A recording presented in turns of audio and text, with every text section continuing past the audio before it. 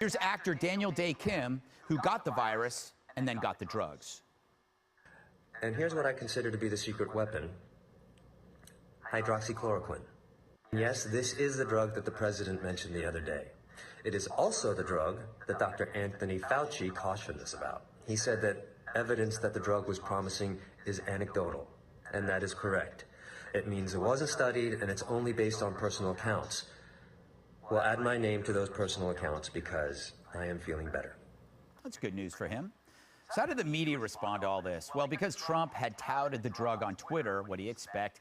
MSN published a Bloomberg News piece with the headline, "Virus drug touted by Trump can kill in just 2 grams." Neglecting to point out that 2 grams of a lot of things can kill you, trust me. Once again, the media, who love to tout their faith in science, flunk remedial math. Screw them. Back to the good news. If we can treat people and reduce mortality even more, then not only can we save lives, we can also save our economy. So yeah, it might get scary, but hopefully the good news should soon overtake the bad. So first, we had to divide. Now, fingers crossed, we will conquer.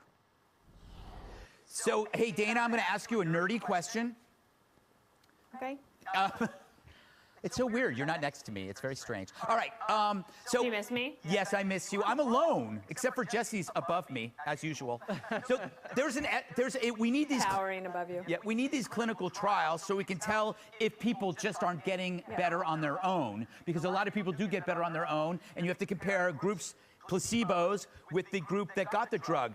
But then that poses an ethical question, because if this drug is working, do you want to be in the placebo group? I don't know. Say it was a nerdy question. That is a nerdy question and a good one. And thankfully, there are doctors that are working on this. Though I'm hopeful, right? That if this works and we know that the drug can be made, if it works, I mean, great. And I'll be patient and wait for people. But I do want to mention one thing, Greg. Talked to a friend of mine this weekend who's a doctor, has many patients that called him over the weekend. These are pretty wealthy people demanding that they be given this drug, right, so that they could have it in their bathroom cabinet just in case they maybe get COVID-19. It's terrible. And they want to take care of themselves. First of all, you're asking your doctor to do something that's unethical. And second, you are preventing someone who really need it, who could get better from it, from having it. And that, of course, then you could have a supply and demand problem with the cost. So let's hope that this works. But everybody, if you are wealthy and you think you want to stockpile this stuff, knock it off. Yeah, it's that inclination that I got the money, I'll just throw money at it and I'll be safe.